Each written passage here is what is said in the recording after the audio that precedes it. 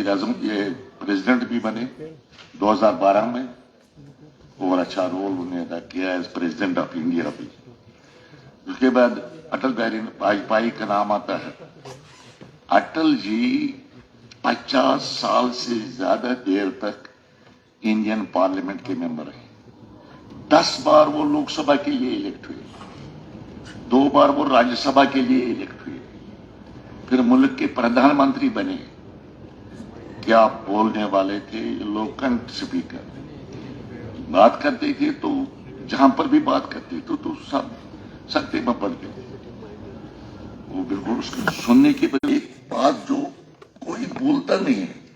जब उन्हें यहां पर हमारी रियासत में ही वहां करना के इलाके में तकरीर कर रहे थे तो उन्होंने उस वक्त कहा था कि दोस्तों को बदला जा सकता है लेकिन हमसायों को बदला नहीं जा सकता। क्या बात कही उन्होंने।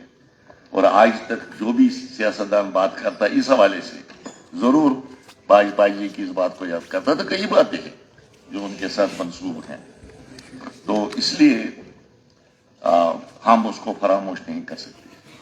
उन्होंने यहाँ मुल्क की सियासत पर छाप डाली है। मुझे भी कई बार एज मिनिस्टर उनसे मिलने का मौका मिला, कई बार मिलने का मौका मिला।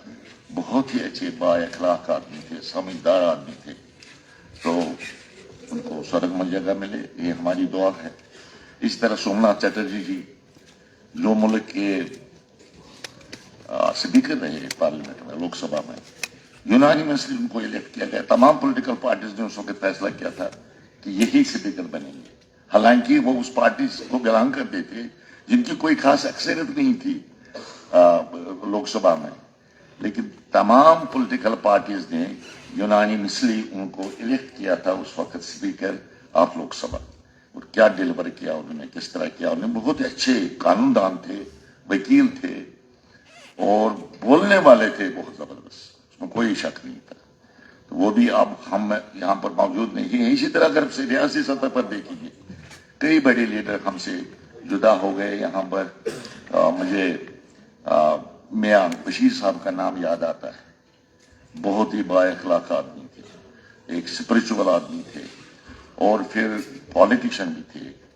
गरीबों और पिछड़े हुए लोगों की खिदमत में अपनी पूरी जिंदगी उन्होंने निछावर की, सरफ की है। वो भी हम नहीं रहे।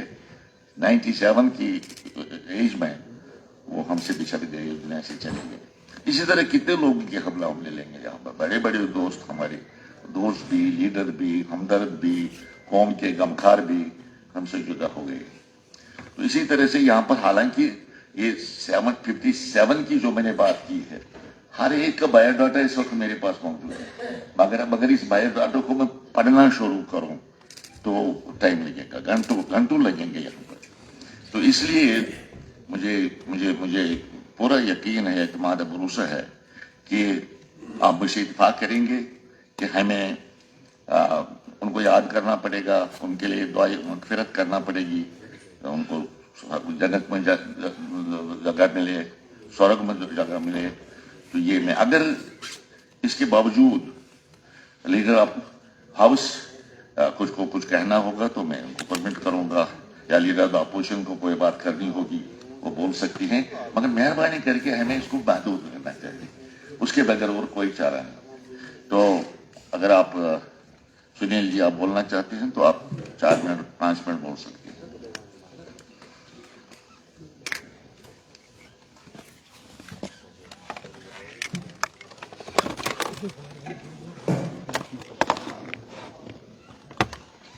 स्पीकर सर, आज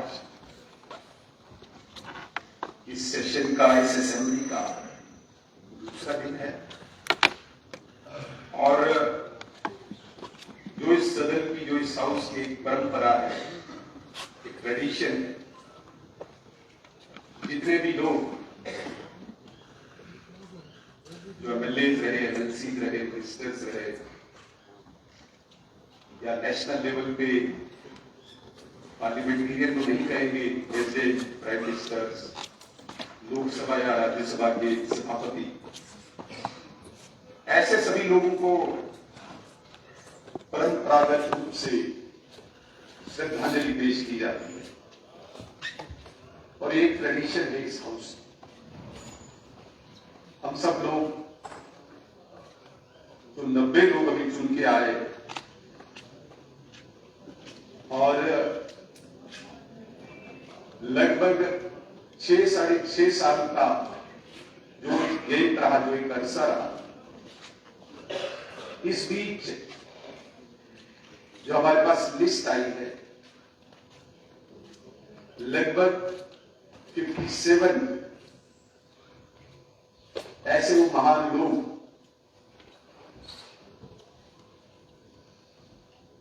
जो लोगों की आवाज बन के पार्लियामेंट में प्राइम मिनिस्टर, प्रणब मुखर्जी साहब प्रेसिडेंट बने, सोमनाथ चटर्जी साहब लोकसभा के स्पीकर रहे और कई लोग इस हाउस के मेंबर रहे जिन्होंने लोगों की सेवा की। और इनमें से कई ऐसे लोग हैं जिनकी जिंदगी हम सब के लिए इंस्पायरेशन है, एक प्रेरणा। मुझे लगता है कि उस समय की राजनीति, उस समय की सियासत जो बहुत ही मुश्किल, जो बहुत ही कठिन, उस कठिन दौर में, उस मुश्किल दौर में उन्होंने लोगों की सेवा करके, जम्मू कश्मीर की सेवा करके एक मिसाल का एक उदाहरण पेश किया, जिसके लिए मैंने कहा कि बहुत सारे लोग हमारे लिए प्रेरणादायक हैं, हमारे लिए इंस्पायरेशन। और काफी ऐसे हमारे बीच में बैठे जो बहुत सीनियर लोग हैं, उनके वो कलीग्स रहे हैं, उनकी जीवनी के बारे में, उनकी जिंदगी के बारे में बहुत मेमोरीज होंगी जो बोल सकते हैं। लेकिन हमारा क्योंकि एक बड़ा ही ब्रीफ एक सेशन है और जिसे मैं इंट्रोडक्टरी सेशन ही मानेंगे, अभी ये पॉसिबल नहीं, ये मुमकिन नहीं कि 57 लोगों पे 5-5, 10-10 मिनट की जीवनी पे उन पे प्रकाश डाला जाए। मुझे लगता है ये सारा सेशन उसी में निकल जाएगा। आपने जिस प्रकार से बात रखी, पूरा हाउस उनके लिए मौन रखेगा, उनके लिए हम ईश्वर से प्रार्थना करेंगे, उनको स्वर्ग में, उनको जन्नत में जगह दे। और कुछ ऐसे अभी बिल्कुल हमारे साथी हैं, खासकर स्वर्गीय देवेंद्र सिंह राणा जी, जिनके मुझे लगता है अभी गुजरे हुए कान से देखे हुए, उनके लिए हम ये प्रार्थना भी कर सकते हैं कि उनके परिवार वालों को ये दुख सहने की शक्ति दे। काफी लोगों को तो लंबा समय हो गया, अब समय ऐसा मरहम होता है कि जो जख्म को भर देता है। लेकिन स्वर्गीय देवेंद्र सिंह राणा जी की जहां बात करें तो अभी तो बिल्कुल जख्म ताजा ही है। उनके परिवार वालों को ये दुख सहने की शक्ति दे। ठीक कहा आपने कि सबके लिए पॉसिबल नहीं है कि एक एक व्यक्ति के बारे में, हर जीवनी के बारे में जो एक मिसाल है, न सिर्फ इस देश के लिए बल्कि पूरे विश्व के लिए एक एक्सीलेंट पॉइंट, एक ग्रेट ओरेटर, जिन्होंने विपक्ष का भी दिल जीता। जब उन्होंने बोला, और मैं बड़े दावे के साथ कह सकता हूं, इस हाउस में भी 90 के 90 हमारे जितने भी साथी हैं, हर व्यक्ति के दिल में अटल बिहारी वाजपेयी जी के लिए विशेष जगह। किसी भी मजहब का व्यक्ति हो, किसी भी कास्ट जाति का व्यक्ति हो, हर व्यक्ति के दिल में उन्होंने जगह बनाई। ऐसी भी शख्सियत आज हमारे बीच में नहीं है। मैं एक दिन स्वर्गीय अरुण जेटली जी की स्पीच सुन रहा था। वो अटल बिहारी वाजपेयी जी को श्रद्धांजलि दे रहे थे। उन्होंने कहा कि मैंने अटल बिहारी वाजपेयी जी की स्पीच को कंपाइल किया और मैं ये देख रहा था कि कौन सी उनकी वन ऑफ बेस्ट स्पीच। तो उन्होंने कहा कि 1964 में अटल बिहारी वाजपेयी जी ने एक स्पीच दी। तब वो केवल 38 years old parliamentarian. Jaitley ji खुद एक काबल करीब एक वकील और एक लीडर है। कहते हैं कि इस पूरी कंपाइलेशन में मुझे 1964 की एक स्पीच पसंद आई और वो स्पीच थी क्या?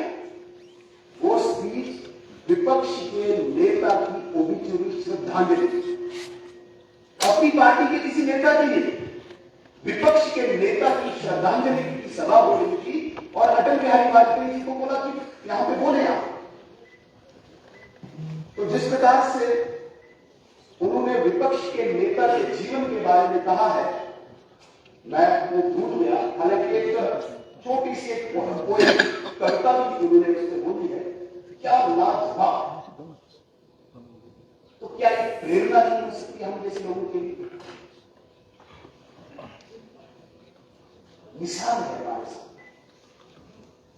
मैं आज के दिन कोई ऐसी बात नहीं करूंगा जिससे किसी के मन को ठेस पहुंचे, लेकिन honourable speaker sir, due respect, कल मुझे थोड़ा सा जिस प्रकार से इस प्रकार का फोरम है यहाँ पे बैटल ऑफ आइडियाज, एक गली मोहल्ले की लड़ाई नहीं है हम बाजू फोल्ड करें और आओ, नहीं, हम क्या दिखाना चाहते हैं कश्मीर की जनता। तो मैं इसलिए कह रहा हूं कि उन व्यक्तियों की मिसाल, उन व्यक्तियों के जीवन को प्रेरणा मान के आज के हम कम से कम थोड़े से एक हिस्से को अपने जीवन में धारण करना चाहिए। इसलिए हम श्रद्धांजलि देते हैं, अन्यथा श्रद्धांजलि देता हूं। तो मेरे कहने का ये तात्पर्य है, मेरे कहने का ये मकसद है, इतने तो बड़े व्यक्ति हमारे सामने जिनको हम श्रद्धांजलि दे रहे हैं, थोड़ा सा यहाँ पे असेंबली सेक्रेटेरिएट में भी जीवनी के बारे में थोड़ी थोड़ी ब्रीफ हिस्ट्री लिखी है, हम पढ़े और जो मुझे पसंद है उसके जीवन का कोई एक पाठ में अपने जीवन में डालो। और कोई भी 57 में ऐसा आपको विधायक या पार्लियामेंटेरियन ऐसा नहीं मिलेगा जिसके जीवन से आपको थोड़ा सा भी कहीं पथ भटकाने का, मार्ग भटकाने का, रास्ता भटकाने का एक भी एपिसोड, एक भी incident.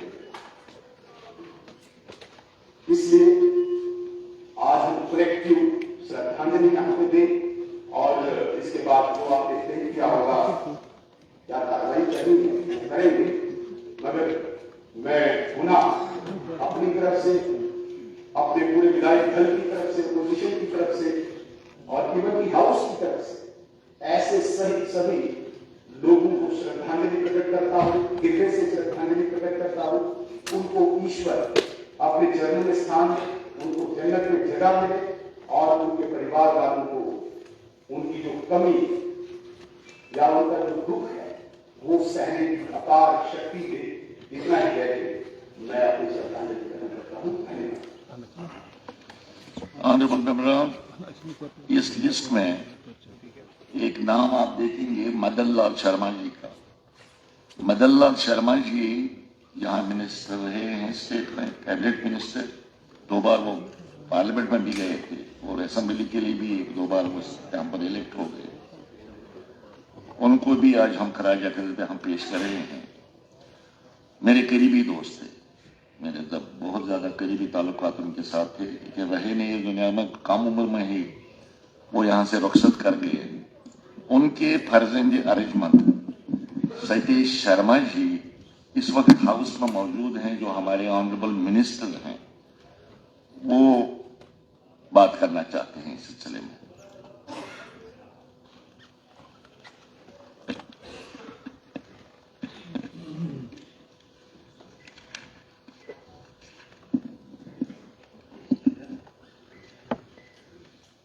Honorable Speaker Sir, members,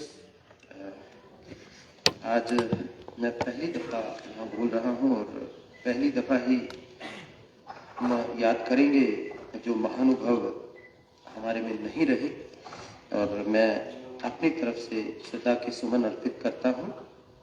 और मैं देख रहा था इन 57 महान हस्तियों में 52 ऐसे हैं जिनको मैं जाती तौर पर जानता हूँ, मिल चुका हूँ, जिनमें इस देश के बेहतरीन प्रधानमंत्री अटल बिहारी वाजपेयी जी थे। उनसे मैं 3 दफा मिला अपने पिताजी की वजह से। बाकी 2-4 ही ऐसे लोग हैं जिनको मैं जाती तौर पर नहीं जानता। मेरी तरफ से उनको और उनके परिवार को उनके परिवार को मैं ये दुआ करता हूँ ईश्वर से कि उनको एक सकत और हिम्मत दे, और वो इस जो दुख की घड़ी में हम उनके साथ हैं और उनको ताकत मिले, वो इससे फेस कर सके। पिताजी के बारे में क्या बोलना, मैं तो बहुत खुश रहता अगर उनके I could not make him proud while he was alive, और जिस तरीके से वो बिछड़े वो मैं कभी अभी तो बयान नहीं कर सकता। That made me very strong, और उसके बाद ही मैं फियरलेस हुआ। और पिछले 4 साल, अभी उनको 4 साल हो जाएंगे, तो मैं तो उन्हीं की वजह से यहाँ बैठा हूँ। और मैं कहूँगा कि उन सब लोगों को एक बार फिर दिल से, क्योंकि वो कहते हैं जो दर्रबाम की जीनत है उन्हीं से मिलिए, मैं तो बुनियाद का पत्थर हूँ नजर के आऊँ। ये सारे लोग डेमोक्रेसी के लिए बुनियाद के पत्थर थे। और हम चाहेंगे, जैसे हमारे लीडर अपोजिशन हमारे सुनील जी ने बोला, कि अटल बिहारी वाजपेयी की तरह मैं चाहूँगा उस साइड बैठे हुआ हर विधायक, इस साइड बैठा हुआ हर विधायक, हिंदुस्तान को आज जरूरत है अटल बिहारी वाजपेयी जी की सोच, सेकुलरिज्म, और उनकी तरह बने हिंदुस्तान। और जम्मू कश्मीर जो हमारा राज्य है, या जो आप कुछ बोल सकते हो उसको, तो हर शख्स उनकी इज्जत करता है वाजपेयी जी की। बाकी भी बहुत अच्छे लोग यहाँ पर जो चले गए, उनसे कुछ ना कुछ हमने सीखना है, और हम कोशिश करेंगे। मैं तो सबसे जूनियर हूँ इस कैबिनेट में। मेरे जो कायद हैं उमर अब्दुल्ला साहब की हमें हिदायतें हैं, प्यार से रहना। मैंने पूछा उनको कि मुझे किस तरह काम करना है, वो कहता है अपोजिशन वाले हर आदमी को आपने इज्जत करनी है, हर आदमी का काम करना है, और मैं कोशिश करूँगा उस पर खरा उतरूँगा। इसके साथ ही मैं आपसे रुखसत चाहूँगा, उन सब लोगों को मेरी तरफ से कंडोलेंसेस और श्रद्धा सुमन अर्पित करता हूँ। जय हिंद, जय भारत। निजामुद्दीन भट्ट साहब।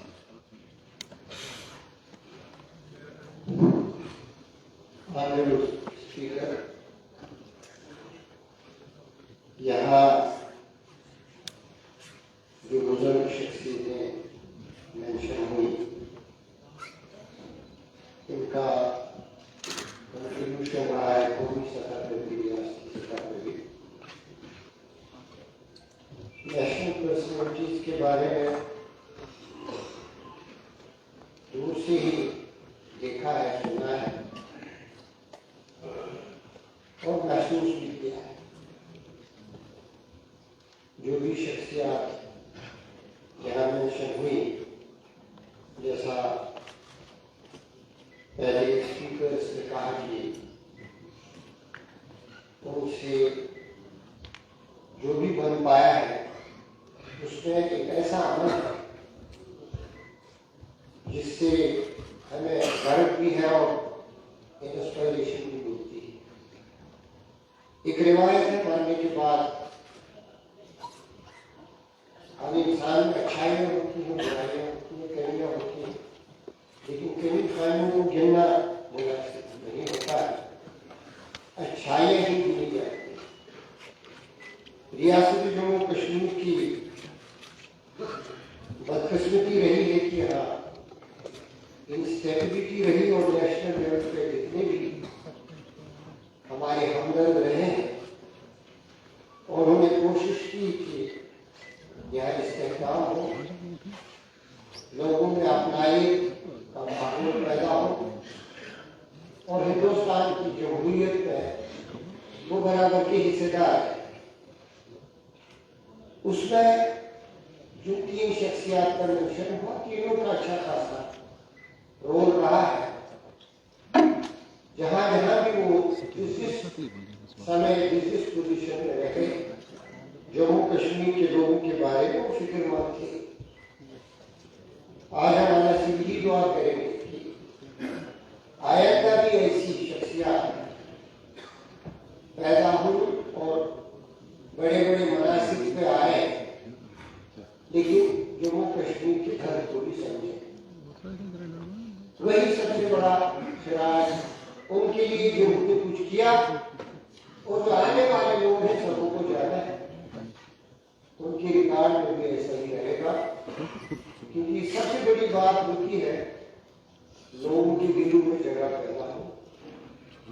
जो हमारे मुकामी लोग हैं जिन्होंने इस हाउस पर काम किया है, सबों को मेंशन करना मुनासिब नहीं, लेकिन कुछ लोगों के साथ मेरी एक जाती अकीदत रही है। गुलाम कादिर बेजार साहब जो पटन से ताल्लुक रखते थे, जैसे उन्होंने हमारे कुली रियाज साहब को पाला, मुझे भी उनकी शख्सियत का एक हिस्सा मिला है।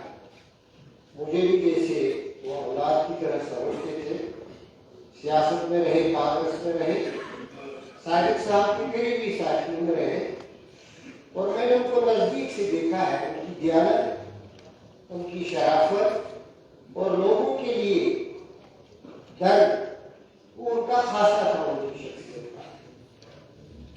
हम ऐसे लोगों से, ऐसे बुजुर्गों से जब ये हम उन्हें याद करते हैं तो हमें एक रास्ता मिलता है कि हम भी शायद एक और अच्छा काम उनसे सीख के कर पाए।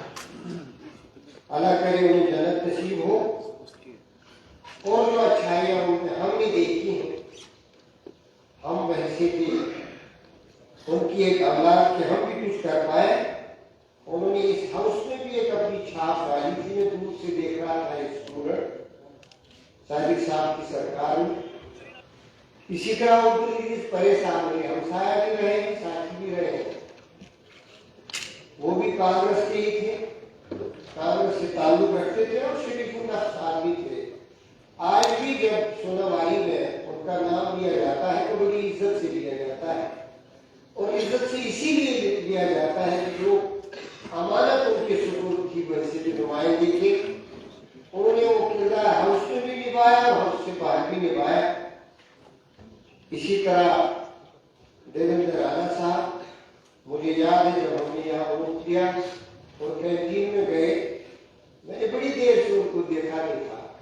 तो चीफ मिनिस्टर साहब के एडवाइजर रहे थे, आना जाना रहता था हमें उनके पास। बड़े ही कंपैशनेट और बहुत ही रिच इन इंटेलेक्ट, एक अच्छे इंसान थे। मुझे जब देखा दौड़े दौड़े आए तो उसको कहा मुझे भरोसा नहीं है कि आप जीत के आए हो। शफकत से बोला, ताकि सियासत में बहुत दूरी है, कहा वो कहा गए दुनिया से अलावा को स्वर्ग नसीब करे। उन्होंने भी एडवाइजर के सेक्रेटेरिएट में का भी सबूत दे दिया, पॉलिटिकल अंडरस्टैंडिंग का भी सबूत दे दिया, और उसके अलावा जो जाती सतह पे ताल्लुकात बनाने की बात होती है, क्योंकि इंसान रिश्तों से जाना जाता है, मामलात निभाने से जाना जाता है। यहाँ आलिम भी गुजरे हैं, यहाँ बड़े कायद भी गुजरे हैं, लेकिन जिन लोगों ने मामलात में ज्यादातारी से काम किया, अमानत को निभाया और अखलाक का रास्ता इख्तियार किया, वो सब अपने आप को एक डिस्टिंक्टिव तरीके से बाकी लोगों पे अपनी छाप डालते हैं। मैं उन सब लोगों को जिनका यहाँ मैं नाम नहीं दे सकता, तकरीबन हर एक को जानता हूँ। मेरा एक चेकर्ड कैरियर रहा है जाति को, कभी सहाबत में, कभी वकालत में, कभी सियासत में, तो हर से कोई न कोई ताल्लुक बना रहा।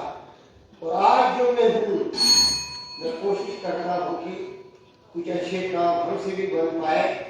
ये हाउस 2 मिनट की खामोशी इख्तियार करेगा ही, दुआएं देंगे स्वर्ग के लिए, जन्नत के लिए, और दुआ इसलिए भी देंगे कि उनकी अच्छाइयों के तो फिर इस रियासत की जो मुश्किलात है वो कम हो, हुकूमत को जो चैलेंजेस है वो उनका सामना कर पाए, और जो हमारे हाउस के जितने भी छोटे बड़े ग्रुप आए हैं वो सब मिलकर कलेक्टिव ग्रुप के लिए काम करें। वही उनको सबसे बड़ा ट्रिब्यूट होगा। आपका बहुत बहुत शुक्रिया।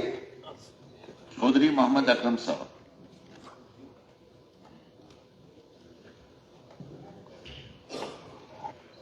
ऑनरेबल स्पीकर,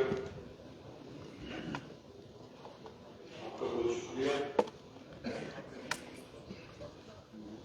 सात रोज दाल खाने के बाद हमारे मुल्क को रियासत की हुकूमत और मुकद्दर रोज दुनिया खाने से चले गए। उन सबको मैं अपनी तरफ से श्रद्धांजलि पेश करना चाहता हूँ। अल्लाह से दुआ करता हूँ अल्लाह ताला इन सब शख्सियात में एक शख्सियत आली रखमा इसी दौरान इस दुनिया खाने को छूटते चले गए। वो नायब मुदब्बर आलम आजम और हर तरह की खसूसियात पाई जाती थी। वो 1967 में पहली बार जिला गांधरबल से मकामी प्रेसिडेंट से कामयाब हुए। एक बाद निकले वो 1983 तक वहीं से आते रहे। उसके बाद जिला रजौरी से हल्का इंतखाब इंतहाल से कामयाब हुए और फिर उसके बाद उन्हें वो इलेक्शन की मुहिम थी उसको छोड़ दिया। वो हिंदुस्तान का एक वफद जो यहाँ से बाहर के मुल्क में भेजा गया, न्यूयॉर्क भेजा गया, इस वफद में भी उनको वो शामिल और जो उन्होंने वहाँ अपने अल्फाज के साथ उन्होंने 1990 में गुज्जर बकरवाल कौम को शेड्यूल ट्राइब बनाने में एक बहुत ही अहम रोल अदा किया, जिसको इस तारीख के अंदर सुनहरे रूप से लिखा जाएगा। मियाँ अभिषेक साहब नहायत अहम शख्सियत थे और दामने वक्त में इतनी गुंजाइश नहीं है कि मैं उनके बारे में कुछ कह सकूं, लेकिन बकौल तकलीमी मसहर में जानो फिरता है फलक बरसों ना मसहर हमें जानो फिरता है फलक बरसों तब आपके बदले से इंसान बनते हैं। बहुत बहुत शुक्रिया। मनकोटिया जी बोलना चाहते हैं। प्रोफेसर भीम सिंह जी उनके अंकल थे, सियासी गुरु भी थे, उनकी पार्टी में काफी देर तक काम किया। वो 2-3 मिनट बोलना चाहते हैं, इजाजत है।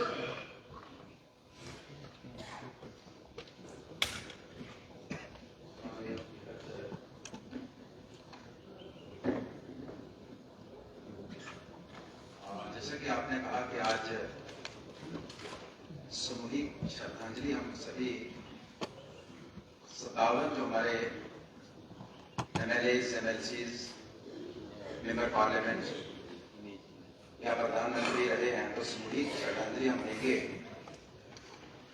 और उसके बाद हमारी पार्टी के leader of opposition Sunil ji ने बोल दिया, तो उसके बोलने के बाद हमारी गुंजाइश बचती नहीं है, क्योंकि उनके बाद तो पार्टी का कोई कार्यकर्ता बोले बात बनती नहीं है। लेकिन एक पर्सनल मैंने आपसे गुजारिश की है।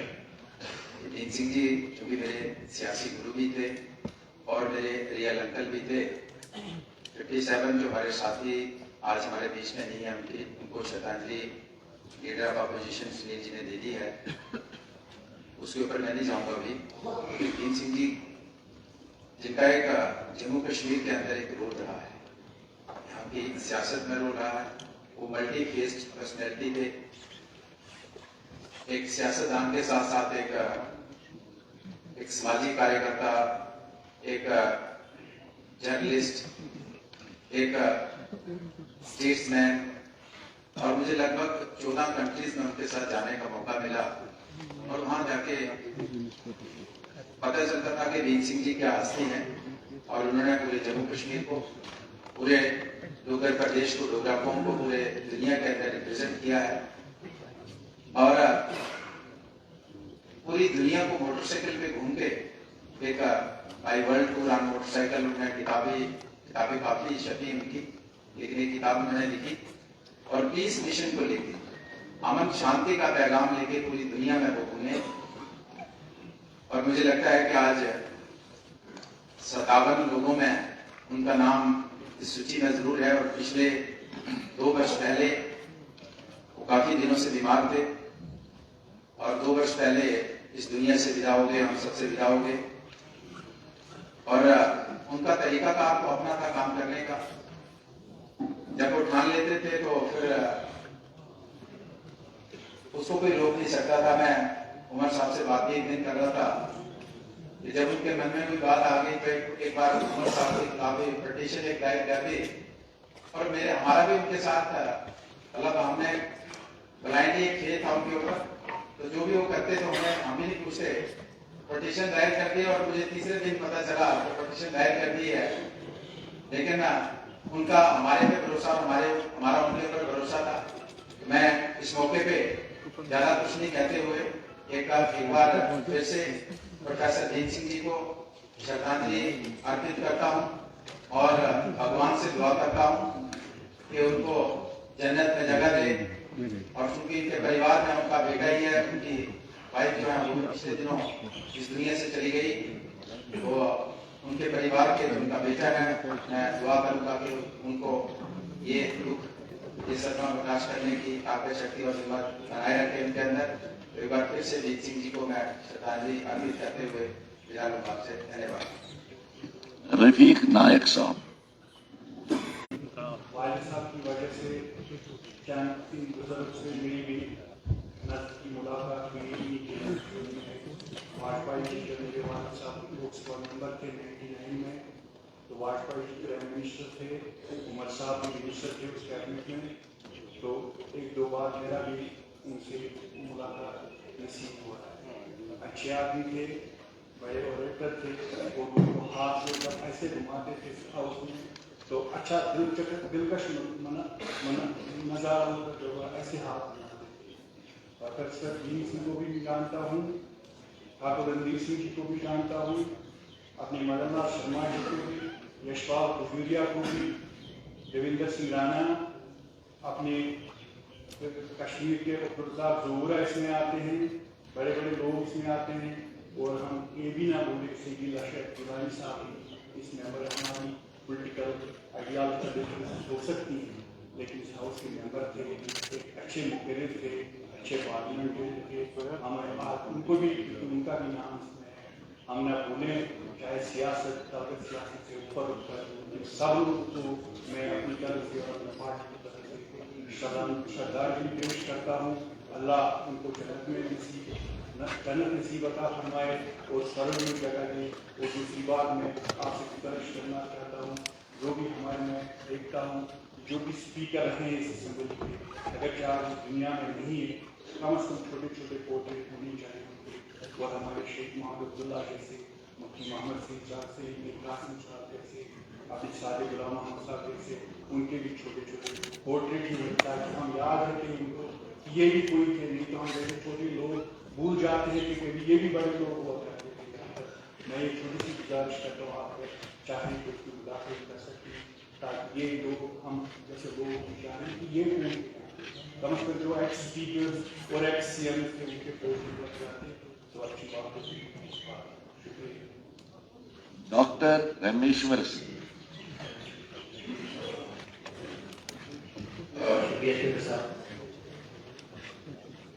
मैं बड़ी से आ रहा हूँ, डिस्ट्रिक्ट का है, दूर दराज से आए थे। हमारे वहाँ से एक्स MLA रहे हमारे स्वर्गीय श्री मास्टर जी, काफी देर उन्होंने लोगों की सेवा की। जब वो हारे थे तब भी लोगों के बीच में उस तरीके से ही काम करते रहे जैसे एक जीता हुआ नुमाइंदा अपने लोगों की सेवा करता था। बड़े दमदार तरीके से उन्होंने हमेशा बनी की आवाज उठाई है। बनी दूर दराज का इलाका रहा तो हमेशा नजरअंदाज रहा, लेकिन उन्होंने हर कोशिश की कि बनी को सुर्खियों में लाया जाए, जो आज जम्मू कश्मीर के बड़े बड़े इलाकों के नाम किए जाए। मासूम सिंह जी का योगदान बनी के हमेशा इतिहास में स्वर अक्षरों से लिखा जाए। जब भी बनी, हमेशा आज भी अगर आप बनी में जाएंगे तो मास्टर आजम जी को शेर बनी कहा जाता है। वो हमारी शान रहे हैं और इस मौके पे मैं अपनी दिल की गहराई से उनको श्रद्धांजलि पेश करना चाहूंगा। जैसे मेरे बड़े भाई मुकोटिया जी ने प्रोफेसर साहब जी के लिए बोला, उनके साथ में हमारे गहरे रिश्ते रहे हैं, मैं उनको भी दिल की गहराई से अपनी श्रद्धांजलि पेश करना चाहूंगा। हमारे स्वर्गीय श्री देवेंद्र राणा जी, अभी हाल ही में मैं उनसे मिला और जब मैं एनआरएच में मैं जॉब करता था तो काफी स्ट्राइक्स होती थी, काफी प्रोटेस्ट होते थे, काफी धरने होते थे, तो हम उनके पास मेमोरेंडम लेके जाते थे कि इस आज से कि देवेंद्र राणा जी हमारी बात आगे तक पहुंचाएंगे, और उन्होंने पहुंचाई भी। काफी ज्यादा देर तक उनसे हम मुलाकात करते थे, उनके दरवाजे दिल के हो चाहे घर के हो, वो हमेशा हमारे लिए खुले रहे। जब मैं फर्स्ट टाइम न्यू मेंबर के तौर पे यहाँ पे असेंबली में ओथ लेके उनसे मिलने गया, उन्होंने गले लगा के मुझे एक चीज बोली कि ड्यूरिंग इलेक्शन में तुम्हारा भाषण सुना करता था और बड़ा अच्छा लगता है मुझे जब आप बोलते थे।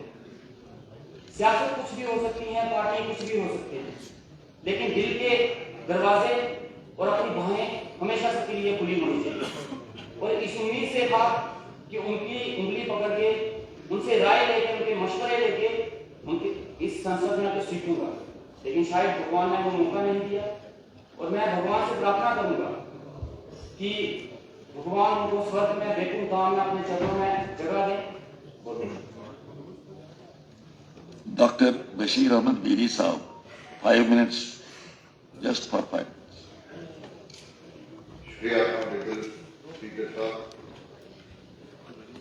आज हम उन लोगों को याद करते हैं जो कभी इस्लामाबाद से गिरत हुआ करते थे। जब मुझे एक शहर याद आता है, हुए गांव पर बेनिशान कैसे कैसे जमीन खा गई, आसमां कैसे कैसे। लिस्ट तो बहुत तवील है, ये दर्शाता है, रिफ्लेक्ट करता है पिछले 6 साल में हमारी सोसाइटी में हमने कितने जिस लोगों को खोया है, जिनका अपना एक कंट्रीब्यूशन था, जिन्होंने इस रियासत के लिए और यहाँ के लोग और यहाँ के लोगों ने क्या क्या। मैं देख रहा था किताब में से 37 लोगों को मैं पर्सनली जानता हूँ। मेरे वालिद की नस्बत से उनके साथ मिलना और उसके बाद बहुत सारे लोगों के साथ काम करने का मौका। आज हम इस आईवान में हिंदुस्तान के सबसे मायानाज प्राइम मिनिस्टर अटल बिहारी वाजपेयी को याद किए बगैर नहीं रह सकते हैं, क्योंकि हम उस रास्ता होना चाहिए जो उनकी फिलॉसफी वो आज भी उतनी रेलिवेंट है जितनी उस वक्त थी जो वो प्रोपेगेट करते। मुझे उनका याद आता है, वो कहते थे कि हम दोस्त बदल सकते हैं लेकिन हम साया नहीं बदल सकते। उन हालात में भी उन्होंने दोस्ती का हाथ इस तरह से यहाँ उन पड़ोसियों के साथ मिलाया जिनके बारे में हमेशा कुछ बात बेहतर रहे, लेकिन एक फिलॉसफी, एक रास्ता उन्होंने वो हमें छोड़ के चले। उनका दूसरा याद आता है मुझे, जब कश्मीर में वो आए थे, हालात उस वक्त भी खराब थे। मेरे ख्याल में 2004-5 का 2003 का शायद वाकया है, जब उनको कश्मीर के बारे में पूछा गया कि यहाँ के हालात को किस तरह ठीक किया जाता, तो उन्होंने कहा इंसानियत, जमहूरियत और कश्मीर। हमें इंस्पायर होना चाहिए। इतने बड़े लीडर जो कि बजाय एक पार्टी के साथ, जिनके साथ में आइडियोलॉजिकल इख्तिलाफ हो सकता है, लेकिन उन्होंने उस पार्टी में भी रह के पूरे लोगों को अपने साथ एक साथ चलाने के लिए जो हमें रास्ता बताया है, हमें उस पे करके सीखना चाहिए। इसके अलावा बहुत सारे लोग, खासकर प्रोफेसर कमललाल गुप्ता साहब को मैं जानता हूँ, जिनकी दस्तशक्त हमारे सिर पर तब रहा जब हमारे लिए जमीन यहाँ कश्मीर में तंग हुई और हमें यहाँ से वतन छोड़ के जम्मू में शरण लेना पड़ा। इस तरह ये ग्रेट इंसान हमारे पास आते थे और हम इसी तरह मदन लाल शर्मा साहब, डॉक्टर रणदीप सिंह साहब, प्रोफेसर वीर सिंह साहब, जो कि जम्मू के आवाज माने जाते थे, लेकिन कभी भेदभाव नहीं किया। हर हमेशा प्यार मोहब्बत के साथ हमारे साथ पेश आए और जो हमारे लोगों को कभी मुश्किलात आए तो इन्होंने कभी पीछे कभी नहीं। मियां बशीर साहब लादवी जो कि लीडर थे, उनको खराज अकीदत पेश करता हूँ। इसी तरह जम्मू से एक और हस्ती किशन देव बेटी, जिनके ख्याल, जिनकी आइडियोलॉजी हमें बदलू तक इंस्पायर करती है। एक सेकुलर लोग, एक सेकुलर किस्म के लोग, उनका दिल, हालांकि वो खुद उन हालात बन सके में जो 45 में मुसीबत हुई थी, उनके खुद को शिकार, लेकिन कभी आप हमेशा जम्मू कश्मीर का सोचते थे और इसके बारे में हमें बताते थे, ताकीद करते थे, लेक्चर थे कांग्रेस के ख्यालात के मालिक। चौधरी बशीर अहमद नवाज साहब, मोहम्मद शफीक खान साहब, इनको मैं जाति को जानता हूँ। मोहम्मद शफीक खान साहब 1987 में यहाँ से रिकॉर्ड हुआ था, अवामी कमेटी उस वक्त वो यहाँ से चुन के आए थे, वो जिंदा दिल इंसान के मालिक। डॉक्टर यशपाल सिंह, हाजी मोहम्मद भट्ट साहब हमारे साथ दूसरे ऐवान में थे। मिर्जा याकूब एक साहब मेरे जिले के रहने वाले थे, एक काबिल तरीन वकील थे, काबिल तरीन इंसान। इसके साथ साथ मैं अपने दोस्त को कैसे भूल सकता हूँ जो हमारे को हर हमेशा एनकरेज करते थे, बदकिस्मती से वो हाल में दुनिया से चले गए, देवेंद्र सिंह राणा। देवेंद्र सिंह राणा जी नेक सिफत, अच्छे इंसान और हर हमेशा हमारे दरमियान ब्रिज बनते। उनका मुझे सबसे ज्यादा इंस्पायरिंग ये चीज लगता था कि हमारे साथ इख्तिलाफ होने के बावजूद कभी भी उन्होंने अपने दोस्त और हमारे चीफ मिनिस्टर उमर साहब के साथ प्यार और मोहब्बत को नहीं किया। मुझे मौका मिला इन हालात में, एक वक्त पे मुसीबत आन पड़ी तो जब कहीं से कोई रास्ता नहीं मिला कि जो हमसे दूर चले गए थे, अब भारतीय जनता पार्टी में थे, हमारे साथ कोई ताल्लुक नहीं रहा था, लेकिन किसी ने कहा कि उनका आपके दोस्त है, आप जाइए उनसे बात करें। मैं डरते डरते वहां पहुंचा, बाहर से संदेश भेजा। उन्होंने कहा कि आप फलानी कमरे में रुके, मैं लोगों को यहाँ से फारिग करके चला जाता हूँ। जब उस कमरे में पहुंचा तो मैं हैरान हो गया। उमर अब्दुल्ला साहब की तस्वीरें जो उनके साथ थी वो बिल्कुल उसी तरह लगी थी, फारूक साहब के साथ पूरी तस्वीरें उसके साथ लगी थी। जब वहां से लोग चले गए वापस अंदर गए, मैंने कहा राणा साहब आप तो नाराज होकर हमसे चले गए, लेकिन तस्वीरें को वो कमरा वैसा है, इतना बात करते हुए यार वो मेरे दिल है, मेरी उनके साथ वायरल की, उनके साथ मोहब्बत हर हमेशा रहेगा। मुझे हकीकत मतलब एक अजीब सा माहौल लगा उसको, डरा नहीं रहे हमारे में उनकी जरूरत। एक कॉस्मोपॉलिटन ग्रुप रखते थे, जम्मू को अगर अपना घर समझते थे तो कश्मीर में भी उनके इतने ताल्लुकात थे, इतने दोस्त पैदा किए थे उन्होंने, उनकी जरूरत की हमें नहीं पड़ी। लेकिन अल्लाह को ऊपर वाले और मंजूर था और ये दोस्त हमसे जुदा।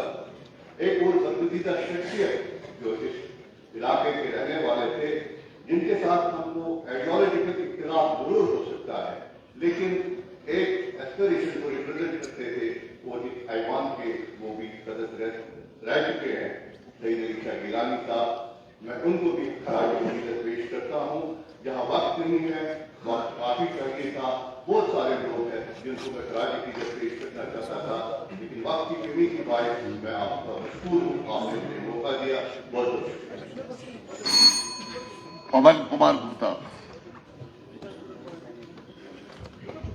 ऑनरेबल स्पीकर साहब, मैं मेरे साथ मैं प्रोटोकॉल को बोल रहा हूँ क्योंकि अभी जब मैंने आपको भेजी उस टाइम पे शायद इस हाउस के 3 बार मेंबर रहे, पार्लियामेंट के 3 बार मेंबर रहे, प्रखर चौला जी का जिक्र नहीं आया था जो आपकी तक पेश की। तो मैंने सोचा कि क्योंकि वो हमारे पोलिटिकल गुरु भी थे, तो उनके बारे में मैं अपने श्रद्धा सुमन पेश कर सकता। अटल जी के बारे में जो हमारे प्रधानमंत्री थे वो हमारे मदर हमारे रोल मॉडल थे, और मेरे लीडर साहब सुनील जी ने उनके बारे में काम बताया। और जो इन्होंने ये जिक्र किया कि हमारे प्रधानमंत्री पंडित नेहरू के निधन पर जो उनकी रिव्यूज उन्होंने दे दिए पार्लियामेंट, वो हम सब को सुने थे, वो झूठ से हर चीज के वो जिस प्रकार की श्रद्धांजलि उन्होंने दी वो शायद उनके शब्दों का चयन कोई एक कवि हृदय व्यक्ति ही कर सकता। तो आज हम और जो उन्होंने देश के अंदर में डेमोक्रेसी की जो परिपाटी कार्य की और जिस प्रकार से उन्होंने अपने पूरे जीवन को ढाया वो हम सब के लिए अनुकरणीय है, हम सब के लिए मिसाल है और हम सब कुछ करना चाहिए। प्रोफेसर कमलनाथ जी जिन्होंने 1972 में फर्स्ट टाइम इस असेंबली में आए, उसके बाद में 87 में द्वारा फिर 96 से लेकर 2004 तक 3 बार लोकसभा के सदस्य रहे और साथ में उन्होंने यूनियन काउंसिल ऑफ मिनिस्टर्स में भी काफी जिम्मेदारी निभाई। बीजेपी के वो एक सबसे स्ट्रॉन्ग लीडर है और उसकी आइडियोलॉजी को उन्होंने लाइफ टाइम फॉलो किया कि बुक्स भी लिखी। हो सकता है कि आइडियोलॉजिकली डिफरेंसेस रहे but he was a very good politician, a statesman, a very good leader of the movement. Sir एक और जो विशेष नाम है मेरे दोस्त और मेरे बड़े करीबी दोस्त देवेंद्र सिंह यादव जो अभी इस हाउस में किसी जगह पर के शब्द मिलेंगे हमारे बीच में रहे, बहुत ही दिल को ये शाटक करने वाली घटना थी क्योंकि हमें नहीं पता था कि हमारे बीच में रहे। He has also served this house with his political brilliance, his presence of mind, his political acumen, his political depth, and everything he has displayed at the end. And he had a very keen at this NC also, and he was instrumental in expanding the base of NC in Jammu also. He joined the BJP in 2021, but he was man जिसके human values को जो upload कर सकता है और दोस्तों के लिए और हर व्यक्ति के लिए मैंने पहला निर्णय देखा जिसके घर में 100 से 150 आदमी हर वक्त उसके घर में रहा करते और गरीबों की आवाज था और हर किसी की वो सुनता था इर्रिस्पेक्टिव ऑफ पॉलिटिकल एफिलिएशन और इर्रिस्पेक्टिव ऑफ पास्ट लीडर उसने हर आदमी की मदद की। मेरे पास शब्द नहीं है कि उसके लिए मैं क्या कहूँ कि वो बड़ा करीबी दोस्त थे और मैं ईश्वर से चाहूंगा कि उनकी फैमिली को हिम्मत दे, उनको वो हौसला दे कि इस सदमे को वो बर्दाश्त कर सके क्योंकि हम एक्सपेक्ट नहीं करते थे कि वो हमारे बीच में नहीं जाए और हमारे एक किस्म के हम पॉलिटिकली व्यूज भी एक्सचेंज करते थे। एक और रिस्पेक्ट जो मेरे को उनकी डेथ में जो मेरे को मिला, आई वॉज सरप्राइज कि कितने लोगों को उन्होंने विधवाओं को 2000 का पेंशन देते थे, कितनी उन्होंने लोगों का इलाज कराया। एक बार लड़का बैठा था तो एक आदमी को उन्होंने नारायणा हॉस्पिटल भेजा गोल्डन कार्ड लेके उसको फोन किया। जब उसने कहा कि इस गोल्डन कार्ड में ये यूरो का आप नहीं कर सकते तो उसने कहा कि अच्छा है। He said कि you start the treatment, I am going to pay you online. जितना भी पैसा लगेगा मैं दूंगा। मैंने उनके जैसा नोटिस नहीं देखा और काम भी नहीं देखा। मैं आज दिल की गहराई से अपने श्रद्धा सुमन, अपने गांव सुमन उनको अर्पित करता हूँ कि ऐसा व्यक्ति जो हमने खोया है ये व्यक्ति पूरे होते रहेगा। लास्ट असेंबली में हमारे आदरणीय टीम मिनिस्टर साहब बैठे हैं, उनकी इलेक्ट्रीफाइंग प्रेजेंस ऑफ माइंड थी। मैंने देखा किस प्रकार से वो इंटरजेक्ट करते थे और किस प्रकार उस चीज को समझाते थे और किस प्रकार से उनके वैल्यूड कॉन्ट्रीब्यूशन रही है। तो मैं उनको अपने श्रद्धा समर्पित करता हूँ। और एक और व्यक्ति जिसके लिए मैं बोलना चाहूंगा वो हमारे लिए वर्णन करता हूँ कि क्रेडिट का टाइम हो, आज पूरी जम्मू की इकॉनमी जो है वो शाइन आउट कर रही है। 1 करोड़ से ज्यादा टूरिस्ट जो है वो जम्मू में आते हैं और जम्मू की इकॉनमी की बैकबोन है और ना केवल जम्मू की बल्कि जम्मू की इकॉनमी की बैकबोन। तो मैं उनको भी अपने श्रद्धा समर्पित करता हूँ। हमारे स्टीव जी के पिताजी हमारे स्वर्गीय बल्लभ जी के लिए भी अपने श्रद्धा समर्पित करता हूँ क्योंकि उन्होंने भी कंट्रीब्यूट किया। प्रोफेसर भीम सिंह जी मेरे डिस्ट्रिक्ट के थे, उनका एक विशेष शैली थी, विशेष अंदाज था, मैं उनको भी अपने श्रद्धा समर्पित करता हूँ। और मेरे साथ में बैठे मेरे साथी डॉक्टर मीरा जी के अंकल, इनके चाचा जी सोमनाथ जी जो BSP के 1962 कर रहे हैं, उनको श्रद्धांजलि अर्पित करता हूँ। जितनी भी 57 पर्सनैलिटीज हैं, मैं उन सबको अपने श्रद्धांजलि अर्पित करता हूँ। परमात्मा उनको अपने चरणों में स्थान में, उनको जन्नत में जगह दे, वो जहाँ भी हो। हम ये जो लोग अपनी जिंदगी को छोड़ रहे हैं, उससे हम अपने जीवन के अंदर उतारे। जितनी अच्छी बातें उनकी है, उनको अपने जीवन में उतारने का प्रयास करें और जो रास्ता वो पसंद करके उसको चलने का प्रयास करें। इन्हीं शब्दों के साथ में मैं अपने टॉपिक को समाप्त करता हूं। मुबारक गुल साहब। ऑनरेबल स्पीकर साहब, जैसे आपने पहले फोन किया कि बहुत सारा नंबर है, शिक्षा जो हमारे साथी रहे हैं, मुझे शर्फ हासिल है कि इन दोनों पैगामों में काम किया है चंदा राम, और इनमें से ज्यादातर वो हमारे रहनुमा जिनके साथ मैंने काम किया और उनका जो हाउस में परफॉर्मेंस रहा, उनसे मुझे सीखने को काफी मिला। अब इस हाउस में तीसरी जनरेशन भी है, दूसरी जनरेशन भी है, लेकिन एक नंबर जब अपर हाउस का भी था, लोअर हाउस का भी था, और आज ये जब इतना बड़ा डिश देखे मुझे बड़ा दुख हो कि इन 6 वर्षों में हमारे जो साथी थे वो गुजर चुके। जिंदगी में कुछ न कुछ करना होता है कि यादें रहती हैं और कुछ बाकी नहीं रहते। इसमें जैसे मेरे मुझे रामदीनी साहब ने कहा, अटल बिहारी वाजपेयी साहब का उनका डॉक्टरेट जो था वो आज भी उतना ही रेलेवेंट है जो उस जमाने में था। मैं तो हैरान हो गया जब मैंने देखा कि वो बस में लाहौर चले गए और एक ऐसी सिग्नल उसने दी जैसे कश्मीर जमहूरियत और रिसालत के नाम पे उसने काम चलाया। ऐसे लोग बहुत कम दुनिया में आते हैं जो अपनी छाप डालते हैं, और उन्होंने ये दीवारें तोड़ने की कोशिश की, उन्होंने मरहम लगाने की कोशिश की। जो हमारा जिस्म जला हुआ है उस जिस्म को उन्होंने मरहम लगाने की कोशिश की, लेकिन पूरी नफ्स को मौत हालत को जाना है, ये टाइम फिक्स है।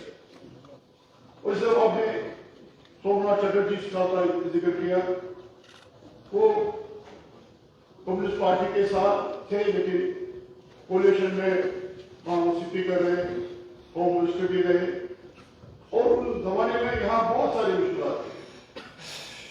जब यहाँ पोलिटिकल प्रोसेस शुरू हो गए, हर तरीके से आग नजर आती, लेकिन उनकी सोच जो उस वक्त की सरकार जो उन्होंने फैसला किया कि यहाँ पोलिटिकल प्रोसेस शुरू किया और नए सिरे से सारा कुछ बनाना, और उसके बाद हमारे जो प्रणब मुखर्जी साहब, उनका ब्रॉडर जो उनका तजुर्बा था, कैसे फाइनेंस को रखना है, कैसे डिफेंस को रखना है, और उनकी छाप कांग्रेस में बड़े जोर से रही उस जमाने में। बहुत सारे इसमें साथी रहे हैं मेरे साथ, और मेरे इलाके का, मेरे कॉन्स्टिट्यूंसी का मोहम्मद शफी खान साहब, जैसे मैंने जिक्र किया, मोहम्मद शफी खान साहब वे वो कोलिशन हो गई उस दिन, कांग्रेस, अवामी एक्शन कमेटी, नेशनल कॉन्फ्रेंस, और दिल्ली सीट पे उन्होंने लड़ा, और वो बड़े समाजी कारकुन थे, उन्होंने समाज में काम किया है, उन्होंने हर किसी का ये नहीं देखा वो क्या है, ये क्या है, वो काम करता था। मैं प्रोफेसर दीन सिंह को मैं उसका मशहूर हूँ। जब वो बीमार थे तो मुझे, मैं जम्मू में था, उसके बाद रिपोर्ट हो गए, वो बेड पे थे, तो उनकी मिसेस थी वहां, कड़े मुबारक हुए, कहते वो बेहोश थे, उसे आंखें खोल, कहते गुस्सा आए हैं, तो इतना प्यार, और मैं ये प्लान रखना चाहता हूँ। जब मैं मुझे जेल भेजा गया शाह साहब के दौर में, तो ये पीर सिंह थे जिन्होंने मेरी जेल सुप्रीम कोर्ट से कराई, और उन्होंने उसकी जो माला वो भी सुप्रीम कोर्ट लाए थे, तो उन्होंने मुझे जेल से निकाला, क्योंकि वो उस वक्त मुझे एमएलए भी जेल में रखा गया था। और इसके साथ साथ हमारे जो मदन शर्मा जी, जो उनका एक बड़ा एक रहा इसमें फील्ड में, कितनी बार एमएलए रहे, 5 बार एमपी रहे, और एक वो स्तूप थे। तो जम्मू कश्मीर को जो ब्रिज जो गैप था हमारे दरमियान, ये जम्मू है ये कश्मीर है, हमको ब्रिज तोड़ा उन्होंने। और हम जैसे इन्होंने कहा कि जब हम चले गए यहाँ से 90s में, तो जम्मू के मैंने सबसे पहले जो तकरीर की असेंबली में मैंने कहा गांधी जी को नजर आया कश्मीर में रोशनी की किरण, लेकिन नए जैसे मैंने देखा वो किरण जम्मू में नए से वही किरण देखी जिस उन्होंने हमें वेलकम किया वहां पे जम्मू में। हम सब कारोबार छोड़ के, अपने घर बार छोड़ के, अपना सारा कुछ छोड़ के, लेकिन जो जम्मू के लोगों ने हमें प्यार दिया वो हमको वो हमारे पास मौजूद। और हमारे ये गुप्ता, ये हमारे जो जमन और गुप्ता है, और जैसे वो भी उनका भी ये रहा, बहुत सारा न्यूज है। इसमें से मेरे साथ बहुत सारे ने काम किए है कि इस हाउस में होकर हमें अपने यादों को छोड़ना है। जब हम यादों को छोड़ेंगे तो आने वाली जनरेशन हमें याद रखेगी। यही है कि दुनिया पानी है, सिकंदर भी आया था, लेकिन सिकंदर ने वैसे कहा मेरे हाथ रखना बाहर, मैं कुछ नहीं गया था। इसलिए हमें यह है कि हमें लोगों की खबर करनी है, लोग हमें याद रखेंगे। सबको मैं ये दुआ करूंगी तो हर में जगह दे और जन्नत में जगह दे। मेरे ये सूरज एक ही है, एक ही पावर है, वो सबको रोशनी देता है। सबको सब जो यहाँ पे उनके पेरेंट्स भी गए हैं यहाँ पे, यहाँ मुश्किल था, मैं भूल गया, यहाँ उनके ये पोते हैं, मैंने उनके साथ भी काम किया है, यहाँ मुश्किल साहब के साथ इस हाउस में, और यहाँ अल्ताफ साहब के साथ भी, और ये इनके अपनी भी जनरेशन के साथ भी काम कर रहा हूँ। उनको भी अपनी तरफ से, अपनी पार्टी की तरफ से, की तरफ से मैं इस जो परफॉर्मेंस आपने पेश की और उसके साथ है अपनी पार्टी को चीफ मिनिस्टर साहब बोलेंगे, मैं अपनी पार्टी की तरफ से इसमें आपके मुद्दत को आपके साथ शेयरिंग को दूंगा। Thank you. जनाब मोहम्मद यूसुफ तारिगानी साहब।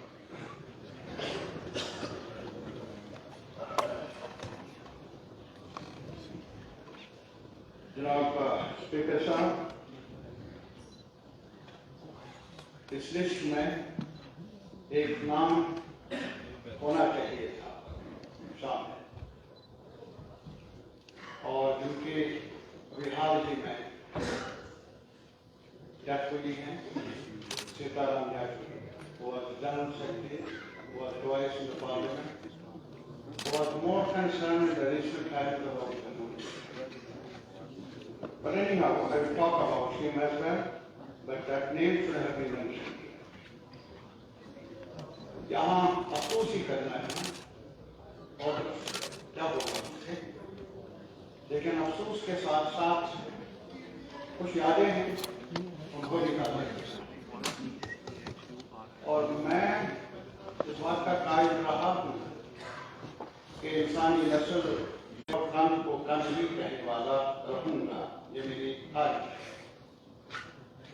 और इसी वजह से जब हम आज याद करते हैं अपने बड़े रहनुमाओं को, जिसमें प्रणब मुखर्जी साहब हैं, कई बार मुझे मौका मिला उनसे मिलने का when he was not in the office, लेकिन बड़ी रिसेंटली 2016 में जब हमारी रियासत खासतौर पर कश्मीर में काफी हालात खराब थे, एक डेलीगेशन मिलने के लिए गया जिसमें उमर साहब थे और भी लीडर थे।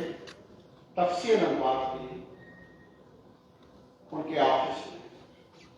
सिर्फ इतना ही कहूंगा, क्या अपने ओहदे पर जो एक ऊंचा ओहदा हमारे इस सिस्टम में है, उनका कंसर्न रहा, उन्होंने कंसर्न का एक्सप्रेस भी किया कश्मीर के बारे में, जम्मू कश्मीर के बारे में। जहां तक सोमनाथ चटर्जी का ताल्लुक है, सोमनाथ चटर्जी भी सीपीआईएम के साथ सत्यावल में थे। मुझे कुछ उर्सा उनके साथ मिलकर सेंट्रल कमेटी में काम करने का मौका मिला। बाद में वो स्पीकर बन गए और स्पीकर बनकर एक मौका आया जब लेफ्ट ने जो अलायंस थी, कांग्रेस लेड अलायंस, समर्थन वापस लिया, तो हमने ये मुतालबा किया अपने स्पीकर से आप भी इस्तीफा दें। लेकिन सोमनाथ चटर्जी थे, स्पीकर साहब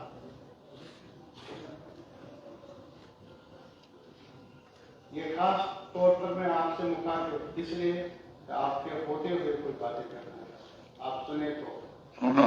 हाँ उधर जाए। अगर आप चाहेंगी तो मैं रिपीट करूंगा कि जो आपने बोला। कागज पर जाए। तो आपने कल को बताया, उसके जवाब में आज मैं अर्ज कर रहा हूँ, याद यहाँ नहीं कर रहा हूँ क्या खुदा ना करे ऐसा वादा हो, लेकिन क्या पता कब क्या होता है, कुछ पता नहीं इस सियासत के डिक्शनरी का, बोसन का। तो हमने उस वक्त मुतालबा किया था सेंट्रल कमेटी की तरफ से सोमनाथ चटर्जी साहब से कि आप इस्तीफा दें,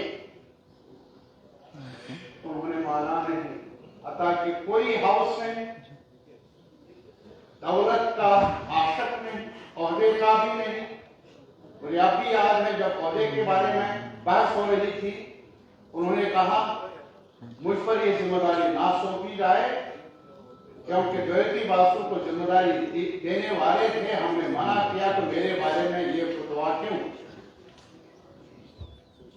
लेकिन बाद में उन्होंने कहा कि नहीं, मुझे हाउस ने चुना, मुझे यहाँ इस ओहदे पर CPIM ने भेजा जरूर है, लेकिन मेरा चुनाव किया है पार्लियामेंट ऑफ इंडिया।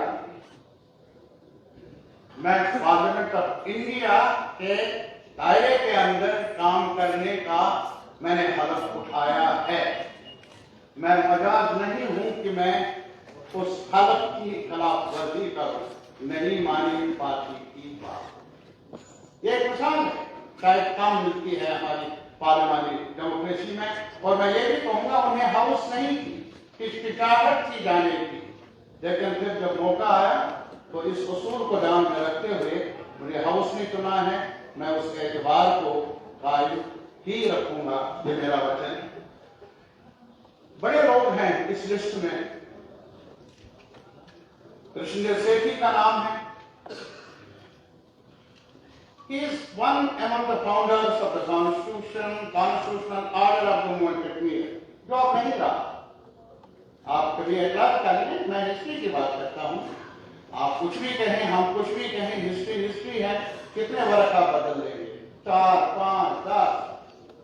पूरी हिस्ट्री को ना आप बदल सकते हैं, ना हम बदल सकते हैं। एंड एट दैट टाइम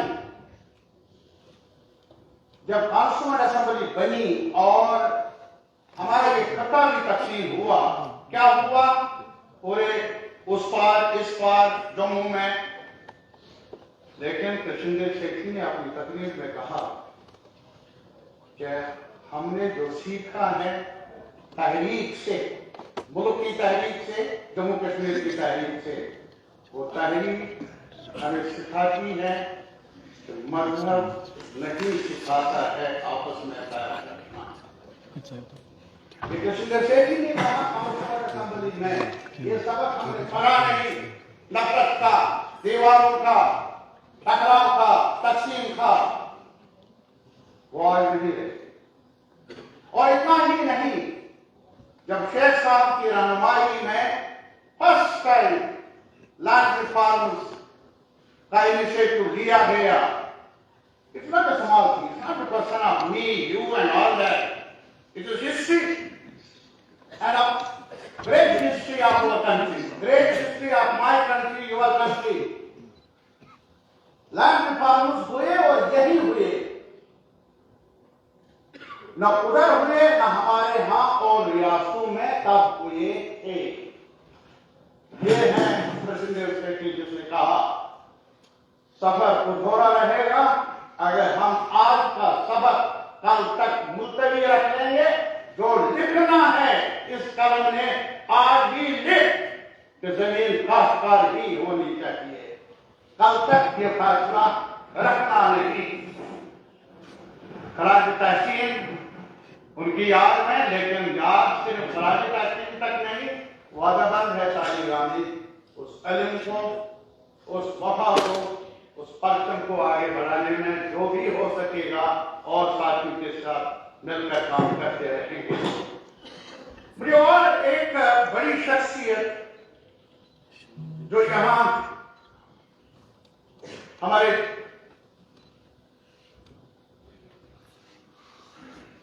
जो अभी मियां बशीर साहब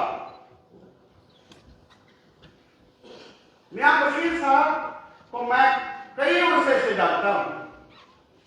एक वाक़या आपको बताऊंगा, जब पॉलिटिकल प्रोसेस का ताना बाना जुड़ने में काफी दिक्कतें थी यहाँ जम्मू कश्मीर में, बिकॉज ऑफ ऑनगोइंग जो वायलेंस था, उसकी वजह से फारूक साहब के इनिशिएटिव पर एक बड़ी अहम शख्सियत को दावत दी गई थी, जिनका नाम लेना मुनासिब नहीं होगा मेरे लिए, और एक मीटिंग का इनिकाद किया गया इफ्तिखार हुसैन साहब के घर पर। राम शर्मा भी और मैं भी, जब पॉलिटिकल प्रोसेस के बारे में बातें हुई, जब कुछ मसाइल, कुछ शराइ, कुछ बंदिशों की बातें हुई, मैंने तब देखा जिस ढंग से मियां बशीर साहब ने अमन की डिग्निटी के साथ अमन की वकालत की। मुझे वो शब्द आज भी याद है। अमन मिले, लेकिन इंसान की जो अजमत है वो कायम रहे, वही अमन देर बाद हो सकता है। ये उनके अल्फाज थे। बहरहाल ये भी, और इसके अलावा हमारे पास जो मैंने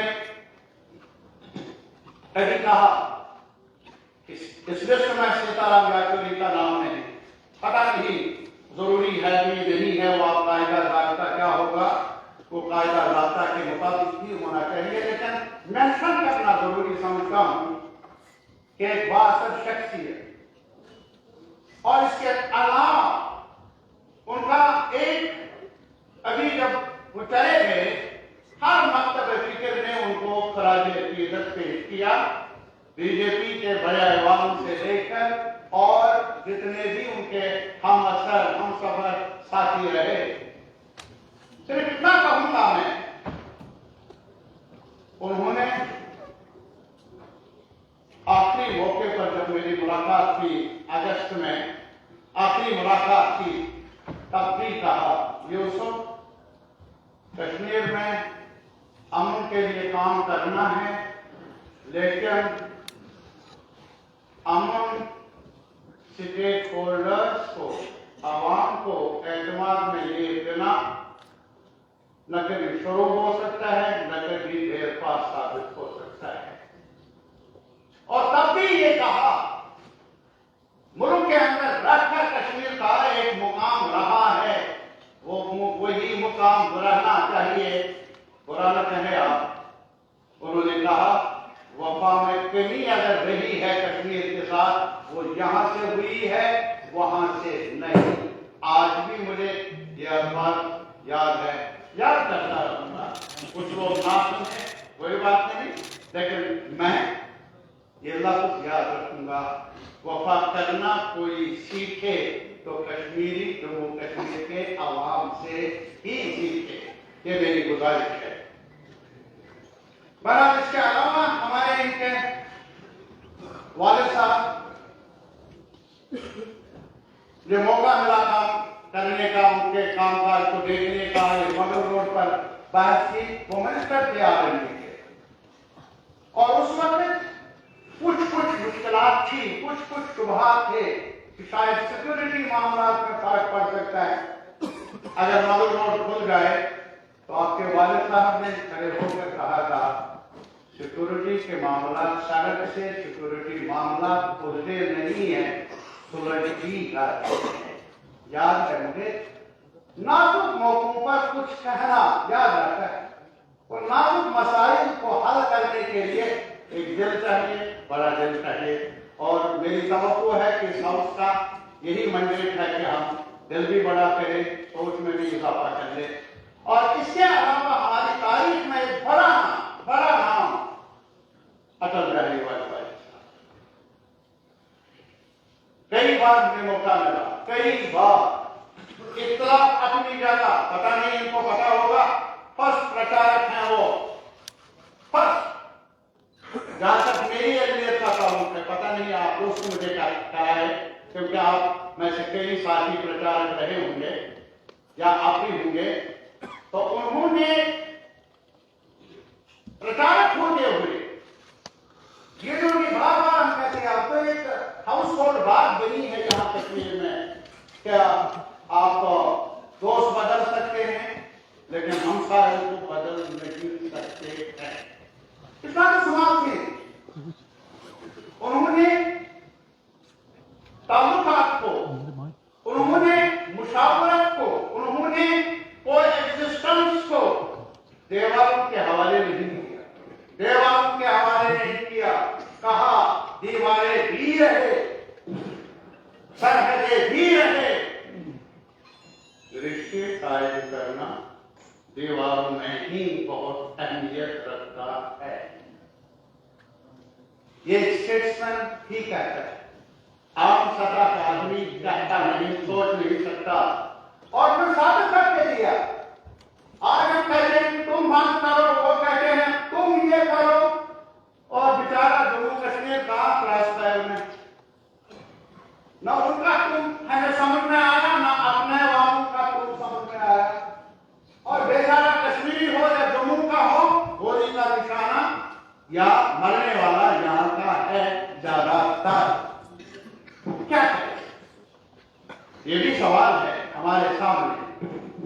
अमन हो, सरहद पर अमन हो, और सरहद पर अगर अमन कायम करना है तो लाजमी तौर पर अटल जी का नक्शा सामने रखना है। जब उन्होंने बस यात्रा की, मुखालफत कर रहे थे अपनी जमात में भी और लोग भी उस सफर की अपनी वजूहात की बिना पर, लेकिन कैपेसिटी थी इख्तिलाफ को यकतरफा रखकर मुल्क के लिए जो जरूरी है वो करना है, इनिशिएटिव देने।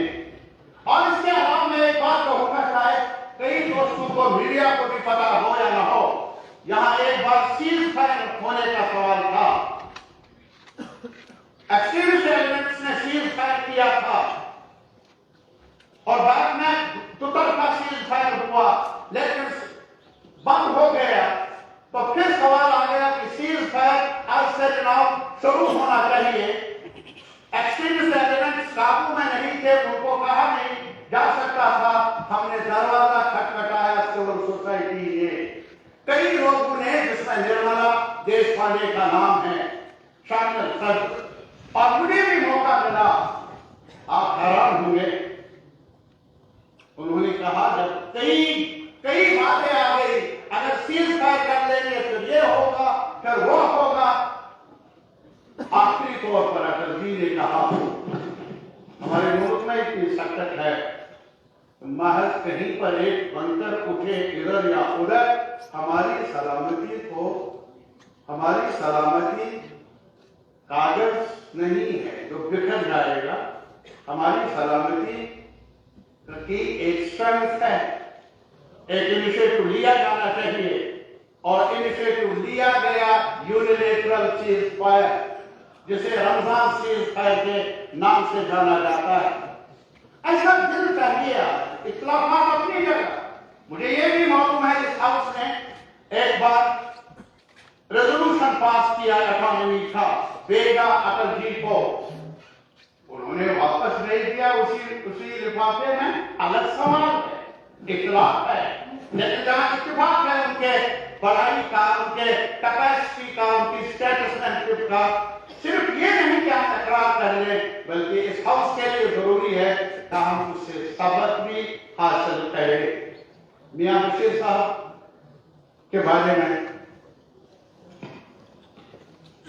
कुछ सेकंड मौका मिला, मैंने कहा था उस मीटिंग में वो भी शामिल थे,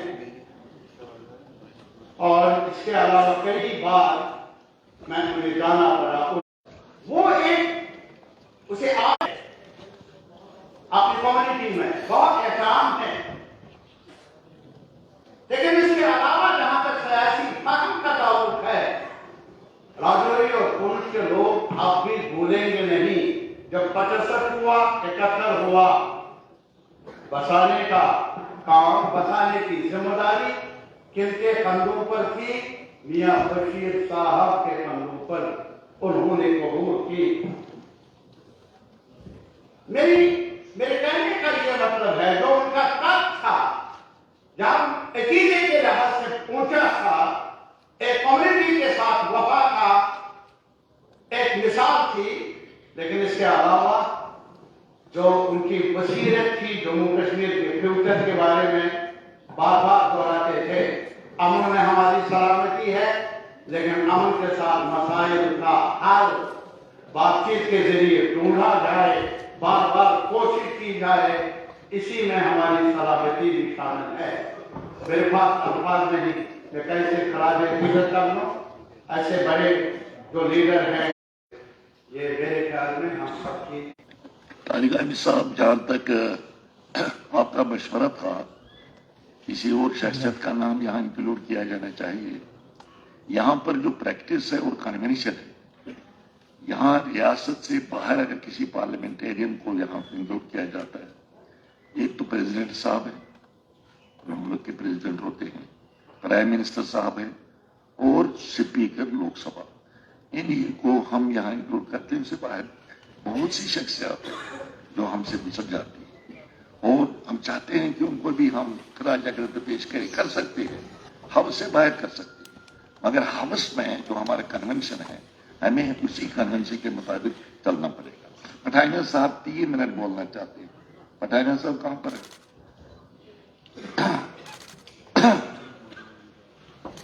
बहुत बहुत शुक्रिया ऑनरेबल स्पीकर सर, इस अपॉर्चुनिटी से आपने मुझे बोलने का मौका दिया। उससे पहले बहुत ही माना भाषण से पहले लोगों ने इस पर अपना सेक्रेटरी पॉइंट रखा है। इतने लंबी फहरिस्त, और हर फहरिस्त में जिसे कहते हैं एक रत्न, और इन रत्नों को अगर उसे डिफाइन करेंगे, there both so many hands. मैं प्रोफेसर रीचिंग जी से शुरू करूंगा। मेरी तहसील भी रामनगर, मेरा तहसील भी रामनगर, और सिर्फ हम पॉलिटिकल कैरियर की बात कर रहे हैं या उनके लीगल एग्रीमेंट की बात कर रहे हैं। इसी असेंबली से जुड़ा जो उनका केस, मुझे लगता है आपने असेंबली देखोगे जो 3 से 25 स्टेट सुप्रीम कोर्ट ने फैसला दिया। जब भी दिल्ली के भाई सुप्रीम कोर्ट के ज्यादा प्रैक्टिस कर रहे हैं, तो मैं उनको बोलता प्रोफेसर साहब, इस केस के बाद उनका भी ये मानना था parliament should have brought an amendment in the law of thoughts, क्योंकि लॉ ऑफ थॉट्स को पूरा बदल देगा। आपको दावा किसी के ऊपर करना चाहिए, आपको उसको कोर्ट फीस देना है, लेकिन इसी असेंबली में जब उनको जाने से रोका कि सुप्रीम कोर्ट ने डिसाइड किया कि जहां article 21 is violated, so directly high court, and this is high court में आप जाएंगे, आपको मिलेगा, and this is in addition to the element civil law.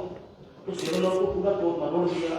ये प्रोफेसर देसी जी का कंट्रीब्यूशन किया। ये सब जैसे मेरे मित्र ये भी बताया कि लास्ट टाइम जो उनका आखिरी वक्त था, इतने बड़े कटापर नेता, पूरी दुनिया के अखबार के अंदर उनके पास कुछ नहीं था। मैं जिसको जाने कहने के लिए उनके पास दवाई की पैसे नहीं थे, और हमारे लिए एक लीडिंग सेक्रेटरी राइट है, देवेंद्र राणा जी से मैंने बात की, और मुल्क के बहुत ही सेक्रेटरी हमारे प्रधानमंत्री जी को मेरे से पहले साथी ने बात की, उनके पीस इनिशिएटिव्स को भी बात की। I don't want to take political overtones, लेकिन लाहौर बस पे और आगरा समिट, ये अटल बिहारी वाजपेयी जी की 2 ऐसे पीस इनिशिएटिव्स हैं जो एक्सटेम को अपने आप में एकदम।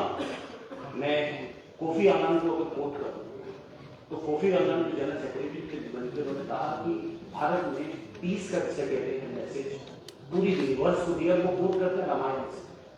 लॉर्ड राम, उनकी वाइफ किडनैप हो गई, और वो 2 बार पीस का, पहले तो फोर्स से पहले, फिर जब फोर्स वो श्रीलंका के बाहर खड़ी थी, वो पीस, जिसकी वाइफ किडनैप हो गई है, तो भीतर के दलाल में शांति चाहता हूं। तो भारत का वो कोफी अन्नान रिकॉग्नाइज करें कि भारत में पीस का मैसेज पूरी दुनिया को दिया।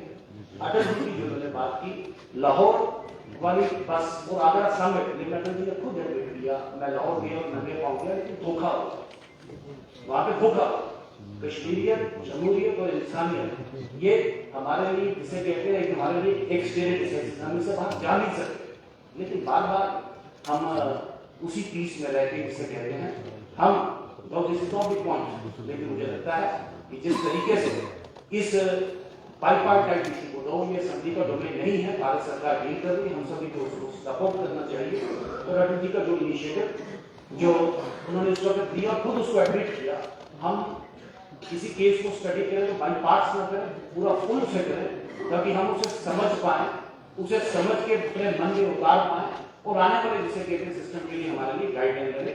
लास्टली हमारे बाकी मित्रों ने बड़ी डिटेल से तफसील पे बोला है, सोमनाथ चटर्जी जी, he was again one से पार्लियामेंट्री वो बोर्ड में एक्ट्स। सोमनाथ चटर्जी जी के दो विषय जो हम सबके लिए लीडिंग लाइफ है। पहला था वो कैश फॉर वोट स्कैम। कुछ मेंबर पार्लियामेंट ऑन कैमरा पकड़े गए जो सवाल के लिए कुछ लेन देन कर रहे थे और सोमनाथ चटर्जी ने उनको हाउस से एक्सपेल किया।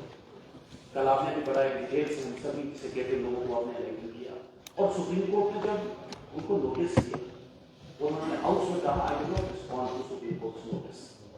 और फिर जो उनकी जो ऑटोबायोग्राफी है keeping the faith, that is the memoirs of parliament, बड़ा खूबसूरत उसमें को डिफाइन करते हैं कि ये जो चेक्स एंड बैलेंसेस है भारत के संविधान के जिसके कॉन्स्टिट्यूशन का, ये अपने आप में यूनिक है।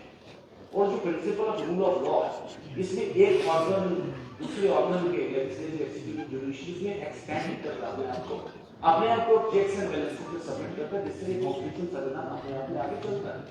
और उन्होंने मुझे रिफ्यूजल किया, तब नहीं हुआ किसी ने लेजिस्लेटिव इंटरफेरेंस में, लेजिस्लेटिव इन्फ्लुएंस में इस तरीके से आगे आ पाए। दूसरा जो हमारे लेटर ने डिफाइन किया है, हमें बताया कि वो 2008 का एक सेंटेंस से बताना भूलिए कि उनको कहा गया कि यूपीए सरकार के विरुद्ध नो कॉन्फिडेंस पे आप साइन करें और अपने मेमोर ऑफ पार्लियामेंट लिखते हैं। वो कहते हैं दो चीजें मेरे लिए लीडिंग लाइफ है। Speaker first of all but Jawaharlal Nehru जो हाउस को बोले that speaker represents the house and house represents the nation, जो उन्होंने कहा ये मेरी लीडिंग लाइफ है।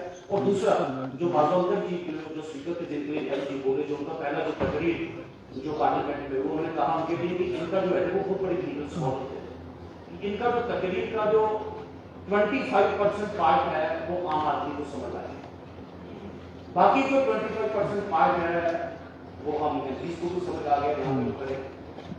रिमेनिंग 20% है उन एमपीज को, उन लोगों को समझ आया जिनके लीगल एक्ट, और आखिरी जो 25% किसी को भी समझ उसमें वो सबसे तो वो मेरा जो पार्लियामेंट में हुआ 2008 में उन्होंने रिफ्यूज किया कि स्पीकर, और फिर उसके बाद क्या एक और बात कि जब उनका स्पीकर का टर्म खत्म हो गया तो फिर कांग्रेस ने उनको कहा कि हम आपको सीट देंगे and you want to see you the parliament. Communist party ने मुझे निकाला जरूर है, लेकिन मेरे मन से कांग्रेस से कहने नहीं कर सकता है। I was born as a communist, I will die as a communist. ये वंश के जिसे अपने आप को एक्सप्लेन करते हैं अपने आप में बहुत इंपॉर्टेंट है, ज्यादा लंबा ना करके लास्ट में स्पीकर सर एक पॉइंट ऑफ ऑर्डर। कल एक विषय उठा with due respect to you और आपके सेक्रेटरी हम आपसे सीखे बात मैं डिमांड नहीं करूंगा, वो विषय बिजनेस का पार्ट नहीं था, वो विषय कभी पढ़ा नहीं गया, आपने कहा आपके तक पहुंचा नहीं, कुछ मीडिया ने वर्बेटिम उसको कोट किया। Is this not the content of the house? National media उस विषय को, उस पॉइंट को, उस रेजोल्यूशन को, और क्या मेंबर या कोई आदमी अपने मेल से अपने ट्वीट से विषय को लेके जा रहे हैं? I repeat it, an issue which was not a part of the business, an issue which was not narrated before the house, an issue which you admitted आपके पास कभी नहीं आया। How is the reporting of the any how is it not the content of the house and is not the member You speak, please speak on the subject. Please speak on the and take your seat. Take your seat. अब इस वक्त मेरे पास यहाँ से भी और यहाँ से भी तशरीफ रखे भाई, कैसे बोलते हैं आप इजाजत के बगैर? अब तशरीफ रखे। यहाँ से भी मुझे कुछ रिक्वेस्ट आई और रिक्वेस्ट आई यहाँ से भी, मगर बात जरा लंबी हो गई। मैंने पहले इब्तिदान कहा था कि हम मुख्तसर इस पर बात करेंगे, बहुत तकरीरें हो गई, जो रह गए हैं कुछ ऑनरेबल मेंबर, मैं उनसे माफी मांगता हूं। अगले 2-3 दिन में मैं आपको अकोमोडेट करने की कोशिश करूंगा। मोस्ट ऑफ थैंक्स पर आपको तकरीर करनी है। अब मैं जनाब वज़ीर आला से गुजारिश करूंगा कि वो बोले। वैसे शुरुआती कार्रवाई में आपने कहा था कि